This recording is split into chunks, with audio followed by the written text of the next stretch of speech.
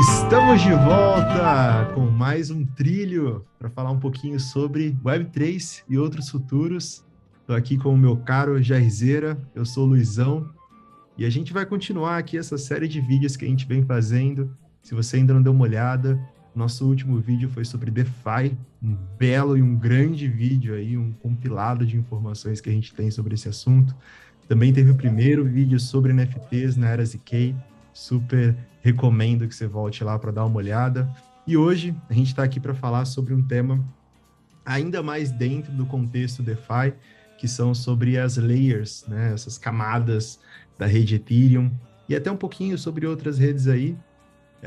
E tô super animado para esse assunto, porque está super conectado com tudo que está acontecendo nesse momento do Ethereum e tudo mais. E vamos nessa. Como é que você tá aí? Fala aí pra galera aí também, Jairzeira. Como é que você tá chegando? Salve, galera! Pô, sejam bem-vindos de novo aí ao Trilho. E, pô, eu tô super bem, Luizão. Tô super bem. Tô feliz que a gente vai abordar esse assunto aí, que eu acho que é um ponto de bastante confusão para muita gente, né? É um conceito que, depois que você entende, fica bem tranquilo, fica bem fácil de assimilar e de se situar. Mas eu acho que no começo é muito complicado, né? Porque o ecossistema ele já é bastante robusto no número de informações que você precisa ter, né, para você ir navegando e tudo. Sim. E aí depois vem com essa história de layer, que a gente pode brincar que é, de certa forma, uma dimensão diferente da coisa, né?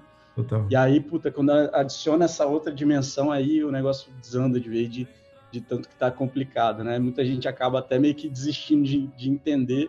Não, depois eu vou ter um pouquinho mais de tempo, depois eu vou olhar com mais calma para isso, e muita gente vai deixando para depois. Pelo menos eu vejo isso, muitos dos meus amigos, assim, que querem entender mais de blockchain e tal, reclamando desse negócio de layer e tudo.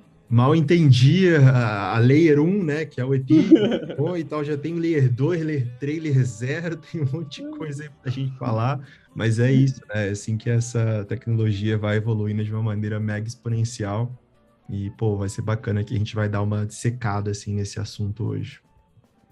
E por onde a gente começa, cara? Por onde a gente começa? Cara, eu acho que para começar, Luizão, a gente poderia ter feito alguma coisa assim como um Layer 0, Layer 1, Layer 2, Layer 3, né? Vamos por esse caminho. Mas aí, eu não sei, né, Luizão, a gente bateu um papo e achou melhor a gente fazer até uma pequena mudança nessa ordem, vamos dizer, mais simples da coisa e colocar a Layer 1 primeiro.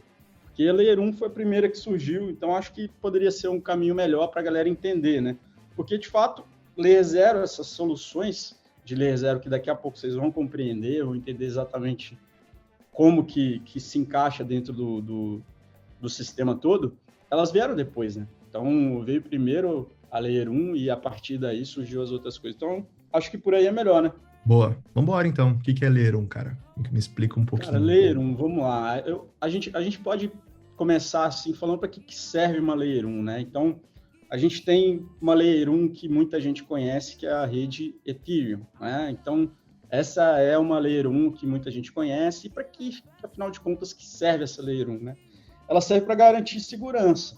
Afinal das contas, o que a gente está buscando é que as transações que sejam feitas dentro dessa Layer 1 sejam imutáveis, sejam descentralizadas, né? Que esse registro, né, ele não seja controlado por ninguém. E normalmente as Layer 1s, elas têm esse desafio, né, de resolver o que o pessoal chama de blockchain trilemma, né, que é o ponto da segurança com a descentralização e com a escalabilidade. Só que resolver essas três coisas juntos é uma coisa muito, muito, muito difícil, Luizão. Então, o que foi surgindo ao longo dos anos, né, foi um entendimento de que essa parte de escalabilidade, né, o mundo cripto ele cresceu muito, ele realmente era muito pequeno no começo, e escalabilidade é uma coisa que o pessoal só conseguia meio que projetar, né, o que poderia ser. Hoje em dia ficou muito claro já, até no último mercado de alta aí que a gente teve, que a escalabilidade é extremamente importante para a rede Ethereum e era latente o problema, né? Transações que custavam $500, né, para você fazer, gente que não conseguia sair de um lugar que se meteu lá, por exemplo, no DeFi, porque o cara não tinha condição, não valia a pena, né? O cara tinha um capital de, por exemplo, $300 naquela aplicação, naquele contrato, para fazer uma transação para sair daquilo lá, custava mais caro que o capital que ele tinha, o cara larga lá, né? Então, esse problema de escalabilidade é uma coisa que se tornou muito evidente, já era previsto, né? Porque dentro da arquitetura dessa blockchain existia já, né, um desenho que não era muito escalável, e a partir daí surgem esses primeiros conceitos de Layer, que depois a gente vai entrar em outros detalhes da Layer 2, da Layer 3 e assim por diante. Mas o que precisa de uma Layer 1, Luizão, no final das contas? Né? Eu acho que essa também é uma pergunta legal. Sim. E quem precisa é a sociedade, né? Por que a gente precisa disso, né? O Luizão me conhece e sabe que muitas vezes eu falo de um conceito que eu batizei que chama o vício dos sistemas centralizados, né? No final das contas, eu acho que tudo que é centralizado, ele tende a ter um certo nível se corrompe de alguma maneira, né? Então, quando a gente fala de sistemas centralizados, muitas vezes eles podem se corromper de uma forma muito prática, né? Como a gente pode ver aí no sistema político às vezes acontecendo, né? Então, toma um dinheiro aqui, me faz uma coisa ali. Às vezes ele se corrompe de formas mais veladas, né? Ele passa essa informação aqui e com essa informação o cara, enfim, consegue fazer alguma coisa que tenha algum ganho, seja financeiro, seja de poder, alguma coisa do tipo, e essa troca de favores, né? E então, no final das contas, o sistema descentralizado e transparente, que é o caso das blockchains de Layer 1, né, que tem mais sucesso aí, que a gente está trazendo como exemplo, especialmente o Ethereum, ele resolve esse tipo de problema. E esse é um tipo de problema que a sociedade realmente enxerga um valor muito, muito grande em se resolver, né? Então, no final das contas, eu acho que esse é um apanhado do que é uma Layer 1. Uma Layer 1, ela é um sistema que tem um produto. E qual que é esse produto da Layer 1, afinal de contas? É o bloco, né? Chama blockchain, não é? No final das contas, chama blockchain. Qual que é o produto de uma blockchain? É um bloco. É um bloco de quê? De transações. De transações que são validadas de forma, né, descentralizada, de forma transparente, de forma imutável e que tem ali dentro desse sistema uma grande segurança de que essas transações são válidas. Então, eu acho que esse é o principal papel de uma Layer 1, Luizão. Legal. Acho que tem até um side topic aí, um assunto que a gente pode trazer também sobre Ethereum versus Bitcoin, como tudo isso se relaciona, o que aconteceu com essa mudança também que o Ethereum fez com o tal do demerge que aconteceu, de Proof of Work para Proof of Stake, o que tudo isso significa, mas eu acho que faz sentido a gente, talvez tudo isso esteja assim, começando a surgir aí na tua cabeça, ouvindo a gente falar sobre Ethereum também, mas vamos continuar. Eu acho que está sendo legal trazer essa visão sobre o que é uma Layer 1, o que isso significa, o que ela traz, qual que é o produto. E aí vamos continuar nessa pegada, né? O que é Layer 0, e já a gente vai para a Layer 2. A Layer 0, ela surgiu... Porque o que aconteceu, pessoal? A Layer 1, ela é uma solução de tecnologia que a gente conhece como alguns exemplos, né? A rede Ethereum, aí você tem a Avax também, você tem a Solana, né? Você tem outras soluções de Layer 1 que se propõe a exercer esse papel, né, de ser um sistema onde as transações são descentralizadas, as transações são imutáveis, as transações, enfim, são transparentes, né, para entregar para a sociedade esse valor. E o que aconteceu foi que começaram a surgir várias soluções, né? Começou com Bitcoin, né, com uma determinada proposta, começou depois o Ethereum com outra proposta, né? Começou a aparecer o Avax, o Solana e todos os outros. E aí o que se precisou fazer foi, de alguma maneira, você conectar, né? Então, uma Layer 0 ela serve para quê? Para a interoperabilidade desses sistemas, né? Porque, afinal de contas, você poderia até, sem uma Layer 0, você sair de uma e ir para outra, mas aí você teria que fazer de um jeito muito mais raiz, né? Você ia ter que fazer de um jeito muito mais manual, né? Arcaico. Qual que seria esse jeito, né?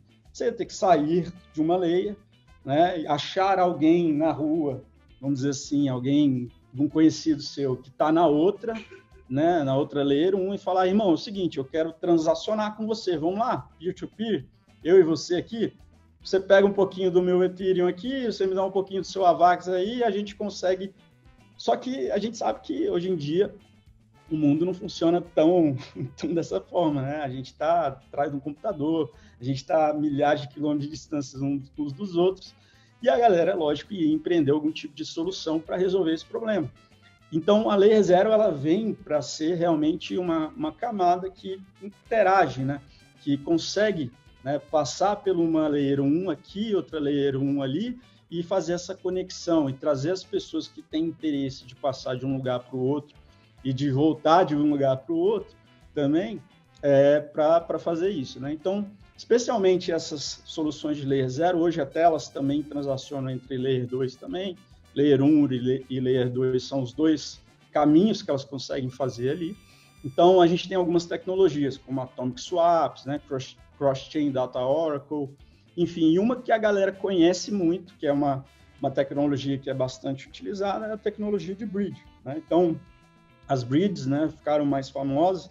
Existem outras tecnologias, eu confesso que não conheço no detalhe como que são todas essas tecnologias, até porque nesse mundo, até uma coisa mais conceitual aqui, do meu ponto de vista, assim, existem tantas informações, galera, que, tipo, você precisa meio que filtrar, assim, aonde que você vai meter sua atenção ali, porque senão você fica completamente maluco. E tem uma parte aqui, que a gente vai falar mais para o final, que eu acho que realmente ali merece mais, pelo menos a minha atenção, né? Não estou menosprezando ninguém que vai olhar para Bridge e Layer 0 como algo mega interessante, acho que tem oportunidade para todo lado, né? Aqui eu escolhi, tem mais a ver com outra camada, mas para finalizar, Luizão, a parte mais relevante aí, que tem mais usos, né? Aplicativos e que a gente vai ter mais contato, pelo menos nesse momento, de Layer 0, são realmente as bridges. Eu acho muito legal essa forma que você traz, assim, esse tema da Layer 0, né? Porque, na minha cabeça, acho que todo mundo passou um pouco por isso, assim. Bitcoin, aí tem o Ethereum, e aí a gente entende que isso é a Layer 1 ali, né? E agora essa coisa toda de Layer 2 e tal, essas possibilidades. Eu lembro de entender um pouco mais sobre o conceito de Layer 0 quando eu vi a Polkadot. Só que eu nunca... E aí eu achava que era isso. A Polkadot se posiciona ali como uma Layer 0 porque ela tem como valor permitir a interoperabilidade entre Layers 1, né? Só que entender também que existe uma tecnologia Layer 0 como as bridges, que podem ser utilizadas por Layers 1 e Layer 2 é muito legal. Que a gente está aqui, preciso trocar, né? Mandar um token de uma rede para outra, né? Você está usando uma tecnologia que permite essa conexão entre redes, e isso é uma tecnologia Layer 0. Eu acho muito bacana essa visão, né, de entender que no final do dia a gente está acessando funcionalidades de ecossistemas, né, em camadas diferentes, de alguma maneira, né? E aí isso já começa a compor a forma que essas layers existem, coexistem, né, e permitem diferentes possibilidades sem necessariamente se combater umas com as outras, né? Exatamente. Esse caso do Polkadot com as parachains é mega interessante, né? Eles montaram já o ecossistema a partir de uma Layer 0, né? E essa Layer 0 vai fazendo emergir essas Layer 1 em volta dela, é uma coisa absolutamente interessante, né? E aí, com certeza, imagina o que vai ter de possibilidades de você repensar sistemas de consenso, compartilhar sistemas de consenso, né? Então, acho que é bastante interessante o que pode surgir de novas tecnologias nesse sentido, né?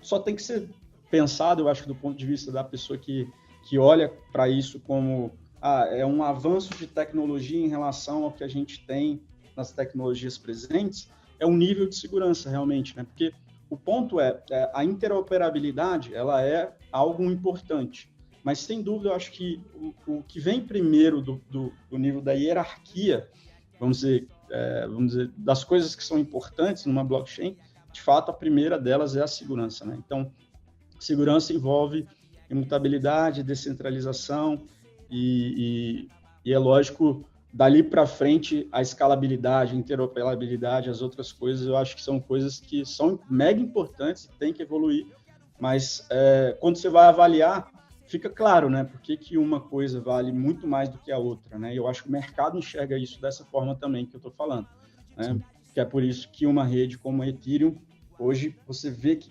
concentra muito mais valor e tem muito mais valor, tanto dentro dela quanto no próprio ecossistema, né, que o token Ethereum representa, que a criptomoeda Ethereum representa, né, como no caso da Polkadot. Sim, com certeza. E aí eu acho que também tem essa questão já dando o próximo passo, das Layer 2, né, que é um assunto que, querendo ou não, pelo menos no meu ponto de vista, sendo muito mais comentado e falado dentro do ecossistema Ethereum também, né, e aí vamos começar do começo, né, o que é Layer 2, cara? Cara, a Layer 2, ela é a solução, né, que a galera encontrou, né? E aí eu acho que veio, toda essa história de Layer começou aí dessa conversa, né? Porque você tinha lá em cima o blockchain trilemma, que a gente comentou, né, da segurança, né, da descentralização, vamos lá, vou botar. Segurança, descentralização e escalabilidade, né? Então, segurança e descentralização os caras garantiram. Pô, beleza, isso aí a gente tem. Escalabilidade não tem. O que a gente vai fazer, né? E a partir desse momento, eu acho que foi o começo da discussão, né, do que poderia ser feito em relação à escalabilidade, que veio essa ideia, de fato, da Layer 2, dessa segunda camada. E o que basicamente é essa segunda camada? Ela serve ali para garantir a escalabilidade, né? E em alguns casos ali, depois a gente vai ver também privacidade da Layer 1, né? Para a Layer 1, né? Para usuários. Então, o usuário ele passa a acessar a Layer 1 através de uma outra camada, que é uma camada que vai pegar essas transações, vai juntar, né, vai fazer meio que um conjunto dessas transações, e a partir desse conjunto de transações ele vai mandar, né, um bloquinho lá cheio de transações para a Layer 1 depois, né? Então, depois a gente vai falar um pouquinho sobre as duas tecnologias predominantes de Layer 2 na rede Ethereum, mas especialmente o que acontece eles juntam um monte de transação e meio que esse bonde coletivo, né, vai ser mais barato para transacionar na Layer 1 do que uma transação única, né, de um usuário único, né?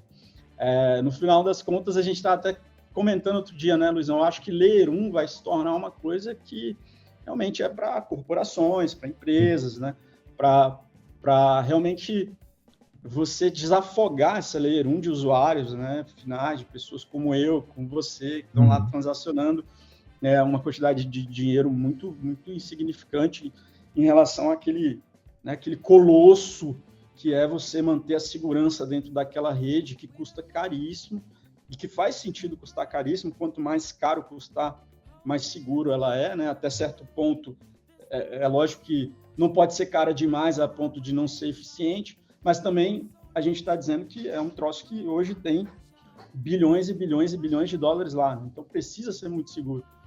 E o usuário final utilizar a Layer 1 realmente é uma coisa que, dentro de todo esse ecossistema que se formou, é uma coisa que não faz tanto sentido. Exato. E a gente está falando de escala, né? E aí, quando a gente fala de congestionar também, a gente está falando muito sobre a relação com o preço das fees, né? Das taxas que você precisa pagar para executar uma transação. E eu acho que isso é muito importante na hora de se falar sobre escalabilidade. Porque, querendo ou não, você não vai pagar $250 ali para fazer uma transação, e nos dias de hoje é mais ou menos isso que a galera está pagando para fazer uma transação na Layer 1. Né? E isso já está mostrando, mas o que está fazendo esse preço? O que está fazendo esse preço? Vários fatores, vários motivos. A demanda é um dos principais deles, e aí a gente tem aí as meme coins fazendo tudo isso ficar cada vez mais difícil de se relacionar, mas a verdade é que a tendência é que a Layer 1 não seja mais esse espaço para o usuário final, né? E as Layer 2, que são justamente essa resposta para a escalabilidade, ou seja, para que mais operações sejam feitas num custo de taxa mais baixo, sejam de fato o lugar para que as pessoas possam ir, né? Querendo ou não. O Pepe deu um calor na gente, né? Tá louco. A transação chegou acho que foi 200 GUI agora há pouco, né? Poucos dias atrás.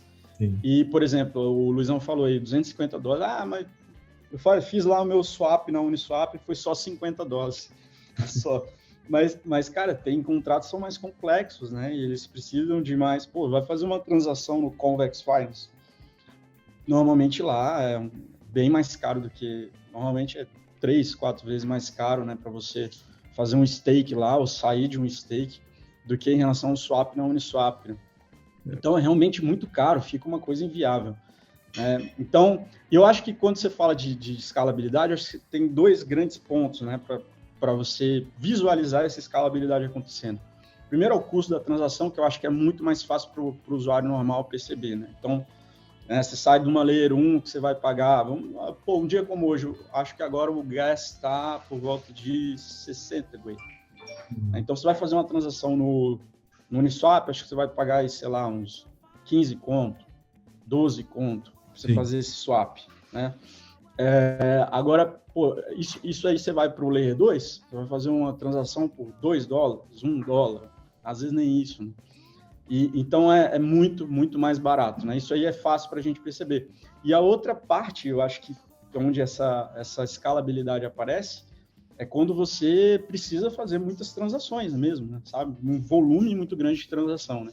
E aí o usuário, ele normalmente nunca vai perceber esse tipo de coisa, mas para uma aplicação, né, que se propõe a participar de um ecossistema, às vezes isso é uma coisa mega relevante. Né?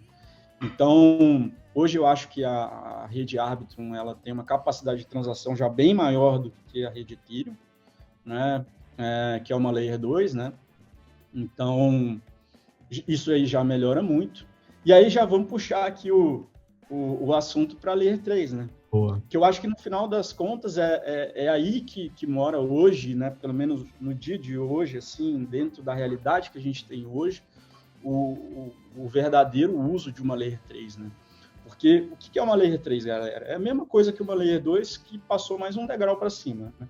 Então, é um monte de transação que os caras vão juntar, né, dentro de uma nova rede, de uma nova camada, e vão jogar isso para uma Layer 2, que depois vai ser jogado num outro grande conjunto de transação para uma Layer 1. Né? Então, quem está garantindo aquela base de confiança, de segurança, né, como a gente falou, é a Layer 1. Quem está garantindo uma primeira camada de escalabilidade é a Layer 2, e aí na Layer 3 você tem acesso a toda a capacidade de transação de uma Layer 2 exclusivamente para você. Vamos dizer que você é um aplicativo, né, descentralizado, você é um aplicativo de sucesso, pô, você é a Uniswap, né, você é o DYDX, você é esses caras que são gigantes, né? Não se atenham aos exemplos, não, porque às vezes não especificamente esses exemplos são os melhores exemplos para a Layer 3. Mas você é um cara de sucesso lá do mundo das finanças descentralizadas, por exemplo, né? Ou então dos games. Você vai ter acesso a, se não me engano, são 7 milhões de transações lá por determinado período de tempo que antes eram divididas com todo mundo que estava na rede Arbitrum, por exemplo, ou todo mundo que estava na rede Optimism, por exemplo, e agora não precisam mais ser divididas com ninguém, é só do seu aplicativo. Você está lá, ó, fazendo transação e atendendo aquela usabilidade que você se propôs a oferecer para o teu cliente final, né, para o teu usuário final. Então, eu acho que quando a gente fala em Layer 3, a gente está falando de games, né, de aplicações que precisam de realmente centenas de transações por segundo, estão precisando fazer aquilo ali acontecer. E aí tem um outro aspecto muito interessante da Layer 3 também, que é a customização, né? Então, imagina que eu sou um ApeCoin, né? Eu sou o pessoal lá do Bored Ape, né? E eu quero, fazer esse token que nasceu de uma comunidade, né? Como a gente falou no último episódio, eu acho que muitas vezes as pessoas acabam subestimando uma meme coin, né? Ou então um token que nasce de uma mania, né? De uma moda, de uma hype, né? Como é o caso do ApeCoin, né? Pô, NFT bombou, uma coisa linda lá o NFT, aquele macaco e tal, e aí a galera comprou, mas muita gente acaba criticando, mas isso aí não tem finalidade, isso não tem utilidade, isso é um negócio que, cara, os caras têm comunidade.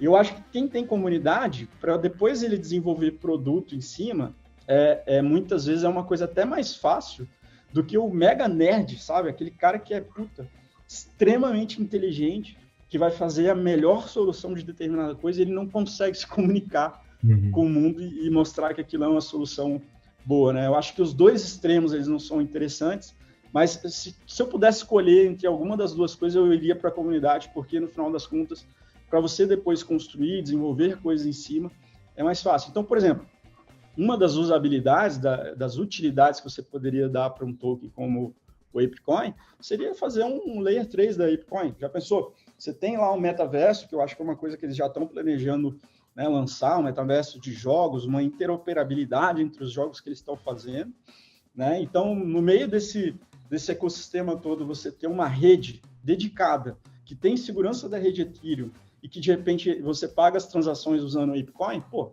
eu acharia fantástico, uma solução mega interessante, que dá utilidade para o token, né, que hoje é mega inflacionado, acho que o staking do ApeCoin deve estar dando tipo, quase 50% ao ano. Então, assim, alguma coisa precisa contrabalancear essa oferta desse token, né? E, às vezes, a própria transação dentro de uma rede, de um ecossistema deles, poderia ser uma coisa mega interessante. Mas esse é um exemplo de uso de customização que você poderia fazer dentro de uma rede como essa, né? O que você tem de solução hoje de Layer 3, assim, de produto Layer 3? Tem duas Layer 2, né, da Ethereum, que estão oferecendo produtos muito interessantes. Você tem Optimism e Superchain, né, que dá para você ir lá e fazer a sua Layer 3. E a que eu conheço mais detalhe, que é a Arbitrum Orbit, que o cara, inclusive, pode fazer completamente permissionless, né? Então, você pode chegar lá e fazer uma Layer 3 sem ter que pedir permissão para ninguém. Você chega lá, faz sua Layer 3 e, enfim, ela vem basicamente uma rede igual à rede Arbitrum, né? E em cima dessa rede Arbitrum, né, você vai fazer as suas customizações, mudar, por exemplo, o token que é pago das transações do Ethereum para o token do teu projeto. Enfim, é algo muito simples e muito prático de se fazer, né? Então, eu acho que com isso ficou claro, né, a utilidade hoje de uma Layer 2, né?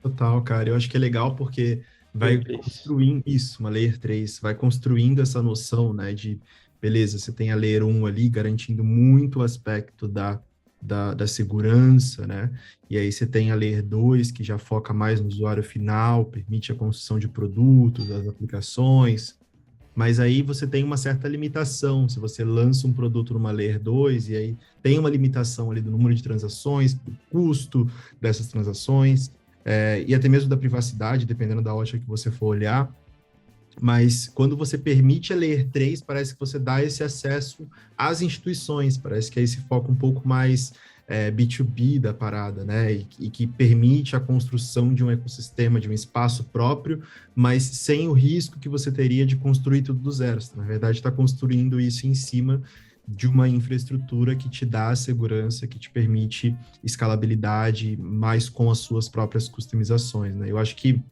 eu gosto muito de uma visão que eu vou até pegar aqui para amarrar todo esse conceito do próprio Sassal, que a gente mencionou no último vídeo também, um cara que a gente curte bastante do canal The Daily Gray. Vou colocar o link aqui na descrição também para quem quiser acompanhar. Ele é em inglês, mas aí tem como colocar a legenda, enfim, dá uma olhada por lá também.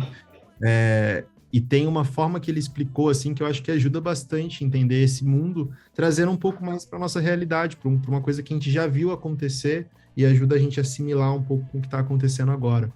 E é esse aspecto dos ecossistemas de aplicativos e de celulares que a gente está vivendo hoje em dia, né? O mundo iOS, o mundo Android, né? Então, é como se fosse... A Layer 1 é como se fosse, de fato, né? A Layer 1 é o Android, a Layer 1 é a Apple, é esse ecossistema que se fecha ao redor de uma empresa ou de várias empresas, depende da forma que você estiver se colocando aí. E quando você tem, por exemplo, aplicações que são nativas desse ecossistema, então você tem algumas diferenças. Então, você tem um aplicativo de fotos, você tem um aplicativo de calendário, você tem um aplicativo de mensagens, né, que ele muda dependendo do ecossistema que você tiver. Quando você vai para uma Layer 2, o que você está fazendo? Permitindo mais escalabilidade e mais opções também de produtos para os usuários. Então, seria meio que equivalente a esse momento aí do surgimento da App Store, da Play Store, que você permite que os developers, e até é um nível de descentralização aí, né? Você permite que no mundo todo, pessoas construam suas próprias aplicações e lancem dentro dessas lojas de aplicativos. E aí você tem aplicações que até mesmo substituem as próprias, né, aplicações ali do contexto da Layer 1, né? Então tem um aplicativo que substitui o de mensagens, o WhatsApp, tem um aplicativo que substitui o de calendário, aí você pode ver. Você pode usar um aplicativo de uma outra rede, como o Google Calendar, ou você pode usar um Chrome, que é um calendário mais novo aí, que foi comprado pelo Notion, ou você pode usar um navegador ao invés do Safari ou do Chrome, você usa o Arc, que é um navegador super novo aí também. E aí, isso permite um espaço e uma flexibilidade para os usuários. Querendo ou não, é isso que a Layer 2 provê, né? E tudo isso, uma facilidade de acesso muito bacana. Quando você vai para Layer 3, aí é uma parada que já não tem como conectar com a realidade, que a gente nunca viu acontecer, né? Tipo, a Apple permitindo que uma empresa lance a sua própria loja de aplicativos dentro do ecossistema Apple, né? Isso nunca aconteceu. Talvez isso aconteça no mundo Android, que aí a Samsung vai lá e cria a sua própria lojinha e tal, mas ninguém nunca engaja nessa parada. Então, mas é uma forma de assimilar com o que a gente vive no mundo hoje, e até a Layer 0. O que seria a Layer 0, né?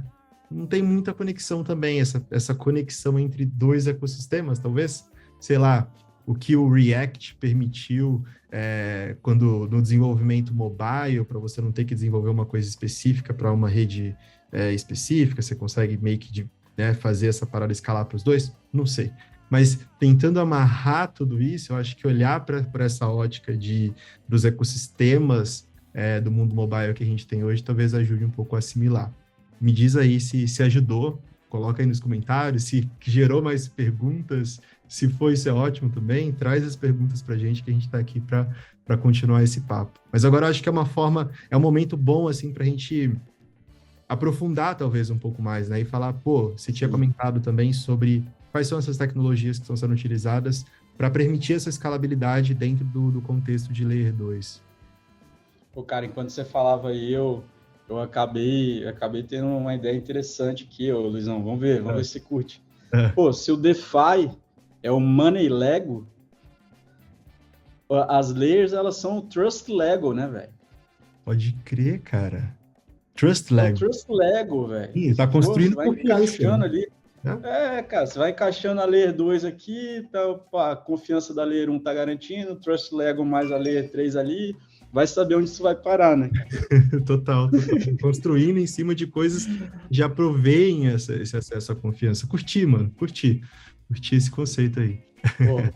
Depois vamos patentear isso aí. Bora. Cara, mas sobre as tecnologias, eu acho mega interessante entender um pouquinho, até porque eu acho que existe, de certa forma, uma grande diferença, né, entre as duas tecnologias. Existe, especialmente em relação ao que você tem hoje no mercado, né, disponível, né? Então, vamos lá, a gente tem duas grandes tecnologias disponíveis para você fazer uma Layer 2 e escalar a rede Ethereum, né? Então, as duas tecnologias que estão sendo muito utilizadas são Optimistic Rollups e ZK Rollups. Então, a Optimistic Rollups, ela é uma tecnologia utilizada pela Optimism, né, uma rede bastante famosa aí de Layer 2, e também pela rede Arbitrum, que recentemente fez um mega airdrop, aí muita gente ouviu falar da rede Arbitrum, e especialmente por causa desse airdrop, que a galera ganhou bastante dinheiro. Então, o que é um Optimistic Rollup, né? Ele é baseado num modelo de confiança. Então, o sistema ele é otimista que esse conjunto de transações, né, que está sendo enviado para a mainnet pelo sequencer, que é o node central, e é um único node central que tem lá dentro dessa rede, ele é legítimo. Então, ele é otimista de que, bom, para começar, ele tem um node só, tá? A rede Ethereum tem uma porrada, né? Essa rede Layer 2, ela tem um node, um único node, que é chamado sequencer. E o que esse sequencer faz? Ele manda esse conjunto de transações para a rede principal, para a rede Ethereum, a Layer 1, certo? E ela é otimista de que esse conjunto de transações enviadas é legítimo. Só que aí tem um porém. Até aí, cara, muita gente vai ouvir isso e vai falar, meu Deus do céu, eu nunca colocaria meu dinheiro nesse negócio e tal. E eu acho que existe muita gente que foi só até aí, que a galera morre muito de medo, né, do negócio. Mas existe um sistema, lógico, né, um sistema de avaliação, certo? Dentro dessa rede. E esse sistema utiliza um conceito que é o Challenge Period, né, um período de desafio, né, onde tem outro tipo de node, que é conhecido como verifier, né, que é os verificadores.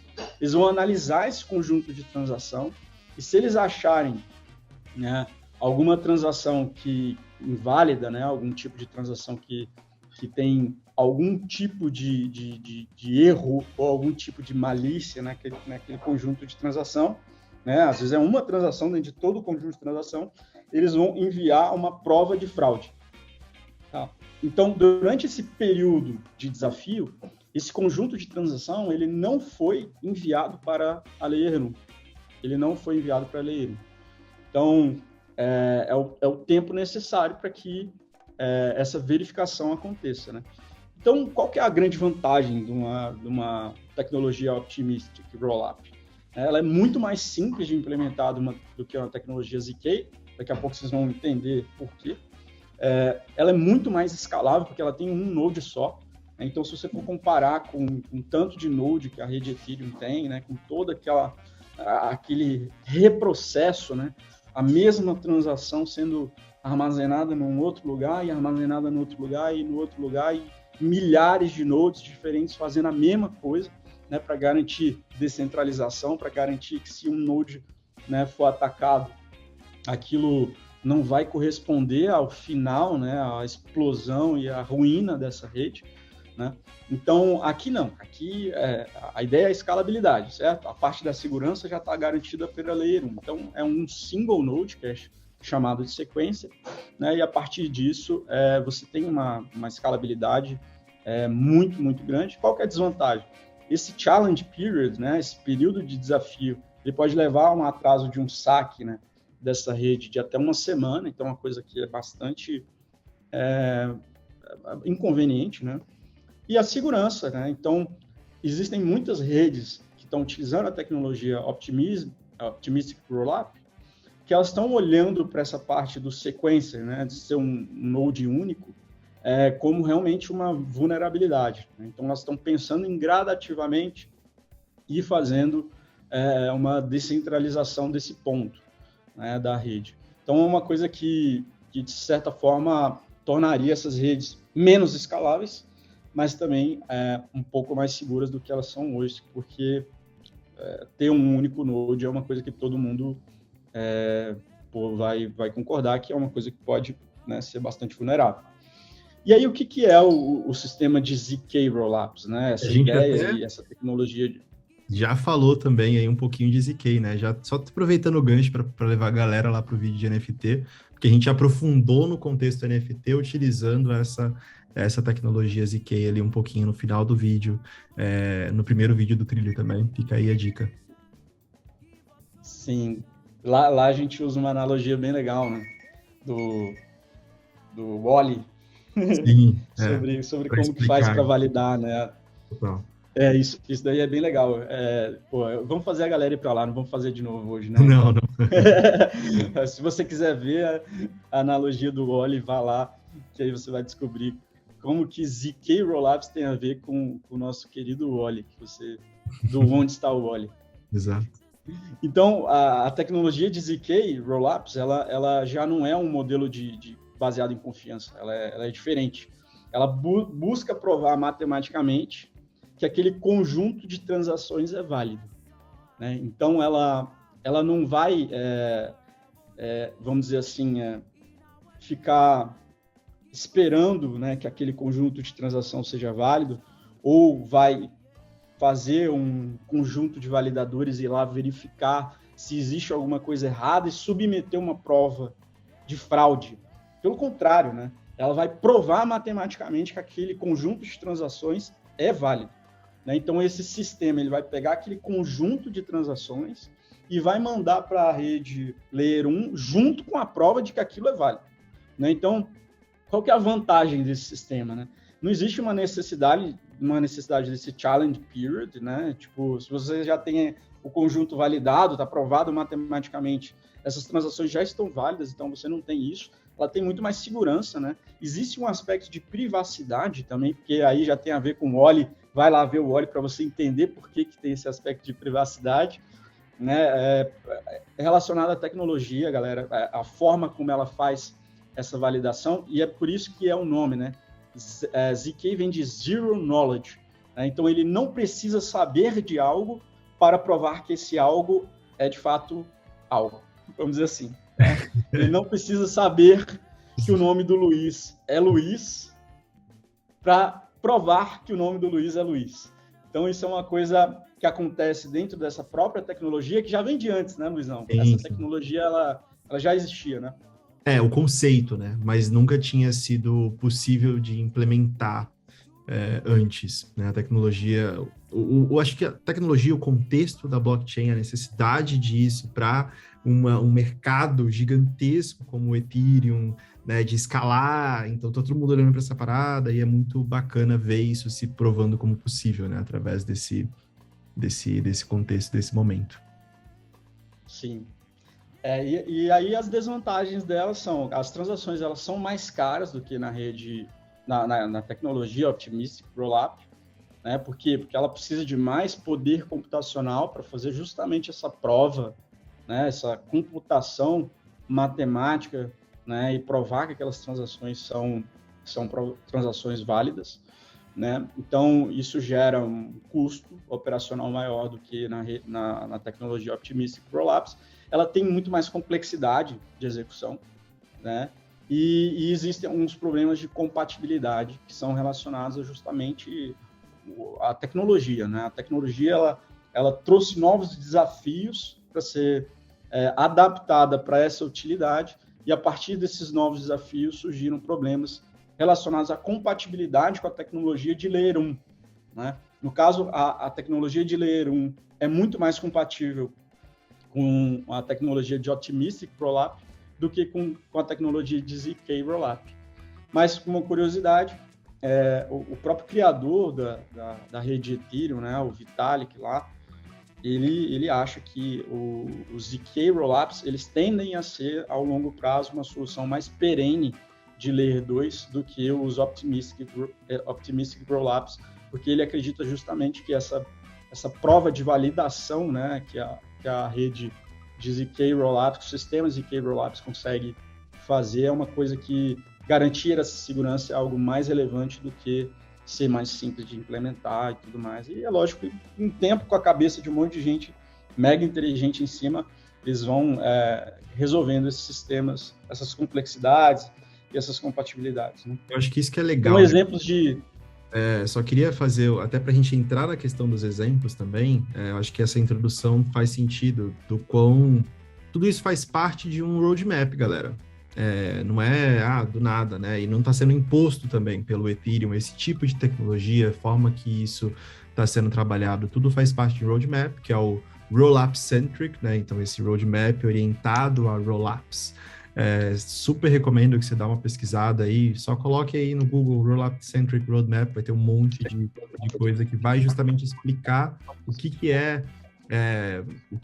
esse conceito de escalabilidade baseado em layers, tudo isso vai ficar mais claro para você, porque tudo isso faz parte do roadmap que o Ethereum falou, né? Vai ser isso agora, vai ser dessa forma, e aí isso também vai explicar um pouco dessa coisa que eu falei lá no começo, do demerge, essa mudança do Ethereum para um contexto mais Proof of Stake, saindo do Proof of Work, deixando o Bitcoin lá, nessa coisa do Proof of Work, e indo para um caminho mais orientado ao staking, né? E talvez isso seja até um assunto que a gente vai abrir um pouco mais para frente, que é super interessante falar sobre esse momento do Ethereum dentro do contexto staking, mas eu só queria trazer esse gancho, porque primeiro, trouxe lá no começo essa parada, e também porque eu acho que é bacana para entender um pouco de onde vem esses exemplos que o Jairzeira vai citar agora, né? Que são projetos que começaram a surgir a partir da proposta do Ethereum de fazer esse roadmap orientado a rollups.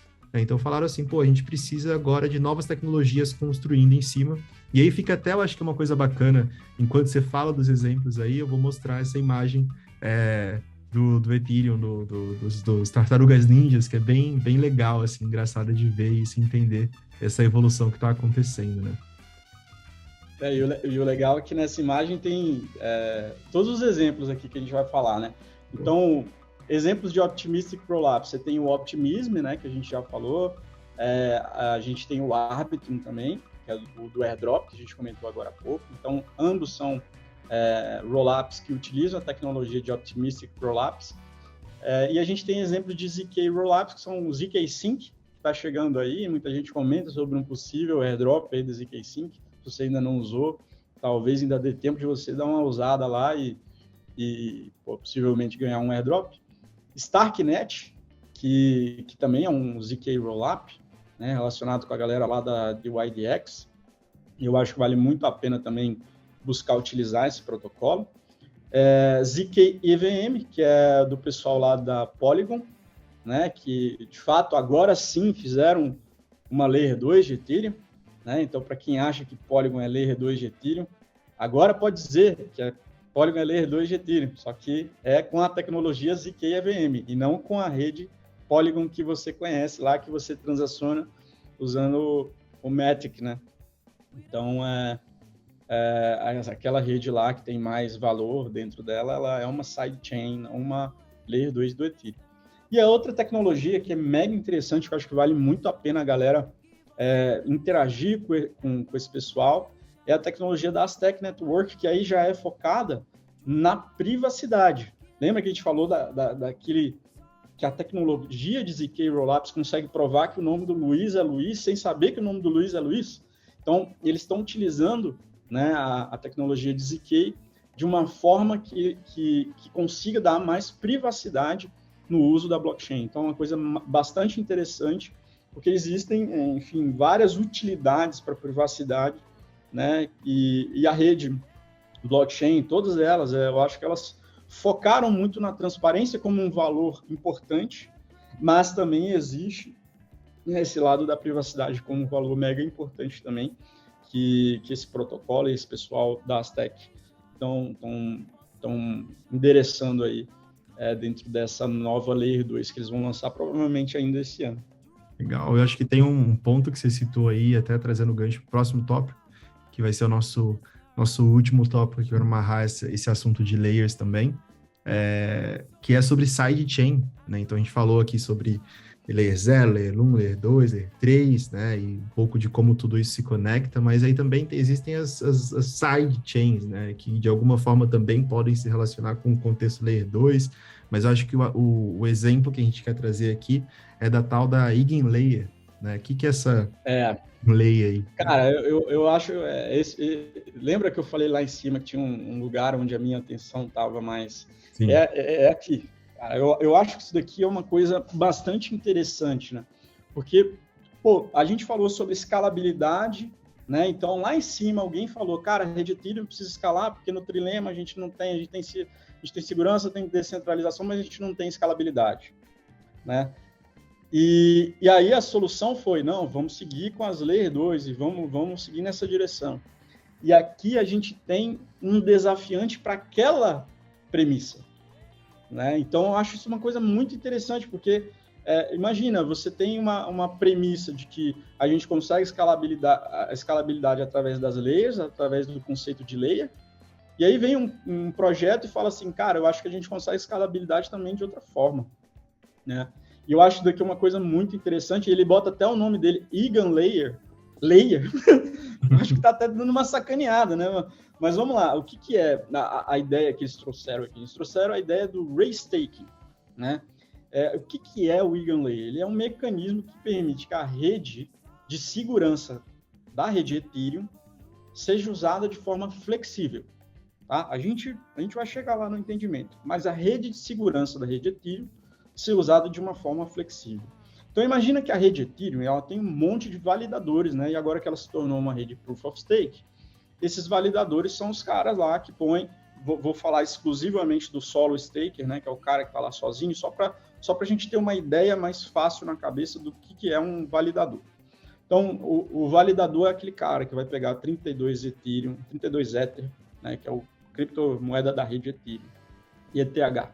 vai pegar 32 ETH, vai colocar lá num contrato de staking, tá, que foi feito lá, vai prover para essa rede um serviço que é validar as transações, correndo o risco de perder os seus 32 etírios através de um processo chamado slashing, né, que tem, lógico, tem todo um processo lá, o cara é penalizado um pouquinho menos, depois um pouquinho mais e tal, ele tem que estar ativo e disponível para a rede determinado por cento de tempo, ele não pode ser um cara corrupto, né, que tenta passar uma validação maliciosa, e se ele fizer alguma coisa errada nesse sentido, ou de não estar disponível, ou de fazer alguma coisa maliciosa, existe uma pena que é executada através de um processo de slashing, ou seja, o cara perde uma quantidade de Ether que ele colocou à disposição da rede para garantir, né, a confiança da rede nele, né, no processo que ele está fazendo de validação.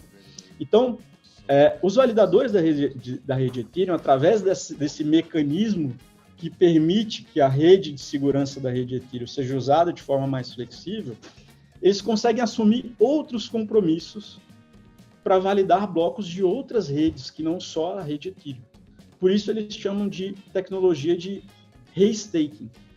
Então o cara pega uma posição que ele já está validando lá. Eu tenho 32 Ether, eu coloquei aqui na rede Ether e eu estou validando blocos, né, de transações da rede Ether, né?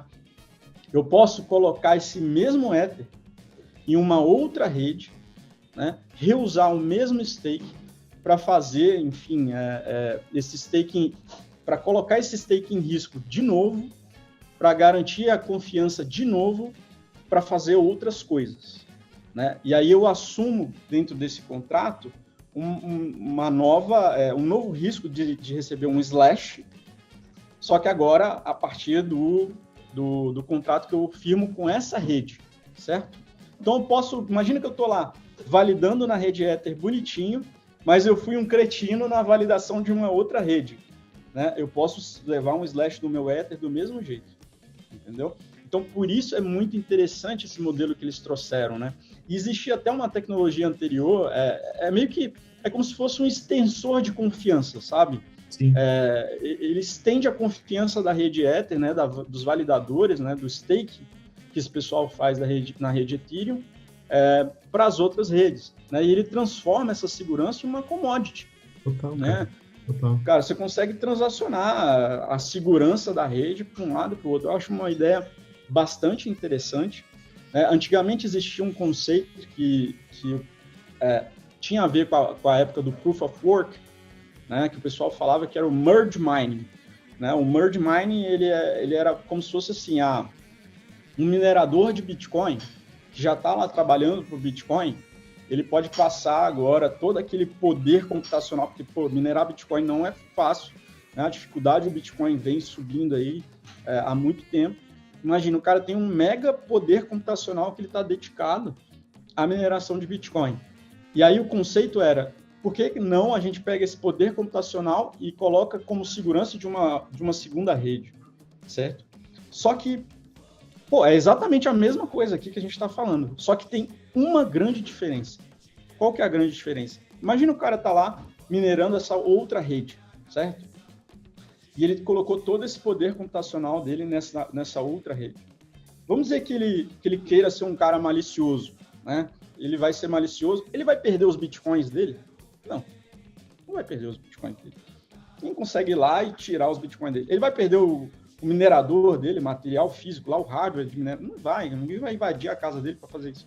Só que no caso do restaking, do Proof of Stake, dá para você fazer um contrato de slash que o cara precisa assinar, se ele quiser receber as recompensas da validação da outra rede, que ele vai perder o Ether dele se ele for um cara desonesto na validação daquela outra rede. Então, essa é a grande diferença, né? O smart contract, ele é uma tecnologia que trouxe, através desse conceito de slashing, a possibilidade da gente fazer, né, coisas como restaking, né, garantir a segurança de uma rede, transformar a confiança na rede Ethereum numa commodity, né, e levar isso para outras redes também. E, cara, eu achei muito interessante essa aplicação. né? Uma das possibilidades, o primeiro produto que os caras trouxeram, estão trazendo aí, é o Eigen DA, né? Que é um produto de data availability, que, cara, promete em 2 anos levar as transações da rede Ether para uma velocidade de 1.3 gigabytes por segundo. Então, imagina, hoje eu acho que, se não me engano, são 10 ou... Não, acho que são 1.3 megabytes por segundo. É 1000 vezes mais lento do que eles estão colocando que pode chegar em 2 anos. Eu acho que eles já conseguiram fazer um 10x na velocidade, e a ideia é fazer um 1000x na velocidade. E além disso, imagina, redes como a própria Polygon Sidechain, que eu fiquei falando ali em cima, né? A Polygon, rede principal hoje da Polygon, ela é uma sidechain, ela não conta com a segurança, né, dos validadores e com a descentralização da rede Ethereum, né? Agora imagina se viesse uma tecnologia como a EigenLayer e permitisse que validadores garantissem a segurança também da sidechain da Polygon, né? Com Ether, né? Imagina. Então, acho que é uma coisa muito interessante, pode ser uma solução de escalabilidade, né? Pode ser uma solução de carregar essa confiança para outras aplicações descentralizadas que queiram abrir uma sidechain, né? Então, ao mesmo tempo que eu tenho a opção de fazer uma Layer 3, né? De ter a escalabilidade através de uma Layer 3 em cima lá, por exemplo, da Arbitrum Orbit, e fazer a minha tecnologia acontecer dessa forma, tendo confiança da rede Ethereum, eu posso abrir uma sidechain e falar, galera, olha, aqui é a minha sidechain, né, o meu sistema de validação é assim, né, o sistema de slashing é assado, né, e você que tem Ether pode vir aqui e fazer restake na minha rede e receber determinada recompensa. Então, eu achei muito interessante. Esse é um dos projetos que eu estou mais empolgado para acompanhar, para ver o que está acontecendo e realmente acompanhar o dia a dia de desenvolvimento. Eu acho que hoje o que eles têm é um produto em testnet, né, que você consegue acessar e transacionar lá em testnet, verificar, né, como é que funciona essa aplicação. Você consegue colocar o teu Rocket Pool Ether, né, o REther, em restaking, e você consegue colocar o teu ST Ether, né, que é o da Lido lá, em restaking também, e você consegue levar meio que a tua validação inteira, né, o teu solo validator inteiro, também para ficar em restaking, dentro dessa aplicação de teste deles lá. Achei mega interessante, Luizão. Cara, que massa, eu tô aqui já. Eu acho que essa fechada assim que tu trouxe, essa amarrada que você trouxe agora, ela realmente dá uma deixa muito boa para a gente falar de staking, né, cara? Porque entender o que é esse novo momento do Ethereum pós the merge, né? E o que é essa mudança, o Proof of Stake, o que tudo isso significa, como tudo isso se conecta com o Rollup-Centric Roadmap também, e o que significa ser um validador, qual que é a diferença do minerador, né? E também tem toda essa beleza do Ethereum ser um baita case de consumo de energia, né? De ter reduzido 99,9% o consumo de energia. Tem muitas coisas bacanas para a gente falar sobre isso. Eu acho que trazer esse tópico da EigenLayer para o final deu uma ótima amarrada e já uma abertura aí para o próximo tema que a gente pode trazer. Mas eu acho que sobre Layer 2, eu acho que tem uma última coisa que seria bacana trazer para a galera, que eu quero saber mais sobre o estado dessas Layers 2, como que eu posso utilizar, uma vez vocês estão me falando aqui que ela é uma layer mais orientada ao usuário final, porque vai ser, tá construindo em cima da segurança que a Layer 1 provê, e também me permite uma fee uma taxa bem mais barata. Mas como é que eu vejo o progresso dessas coisas todas? Como é que eu posso ficar sabendo? E aí você já pegou o gancho aí, mostra pra galera o L2Bit aí que a gente tem. Cara, essa ferramenta aqui é muito legal, é uma ferramenta que ela traz muitas informações que são bastante relevantes em relação a cada uma das Layer 2, né? Então, por exemplo, aqui ela organizou de uma forma a deixar em primeiro lugar a rede que tem mais valor, né, dentro dela, né? Então ela colocou aqui a Arbitrum One. Se você estiver só ouvindo, galera, tem uma lista de redes aqui, né, de Layer 2, todas elas são Layer 2, e eles colocam essa lista de acordo com TVL, né, que é a quantidade de dinheiro que tem dentro dessas redes, e também vão categorizando em relação à tecnologia, né, ao propósito dessa rede, né, se é um propósito universal, se é uma rede que está ali só para uma exchange, como é o caso da DYDX, se tem propósito de token, de NFT, né, pagamento, né, e também categorizam sobre os riscos dessa rede, né, e eu achei essa parte dos riscos uma coisa muito legal, né, porque se você clicar, por exemplo, aqui em cima da Arbitrum One, ela vem e mostra para você onde que estão as vulnerabilidades no dia de hoje, né, dessa tecnologia, né? Tenho certeza que os desenvolvedores da Arbitrum, eles estão trabalhando para tornar isso daqui cada vez mais seguro, né? Mas hoje existem funções de atualização dentro da rede Arbitrum que são enxergadas como vulnerabilidades, né? Com focos de centralização, né? E questões também de estado lá da rede, né? Que também são enxergados como vulnerabilidades dentro dessa rede. Então, eu acho muito legal, cara, que se você gostou da ideia, né, de estar transacionando na Layer 2, se você, de fato, está a fim de fugir das altas taxas da Layer 1, né, eu acho que é um bom caminho para estar analisando o que tem de interessante, de rede aqui, de Layer 2 disponível para usar essa ferramenta aqui, o L2Bit.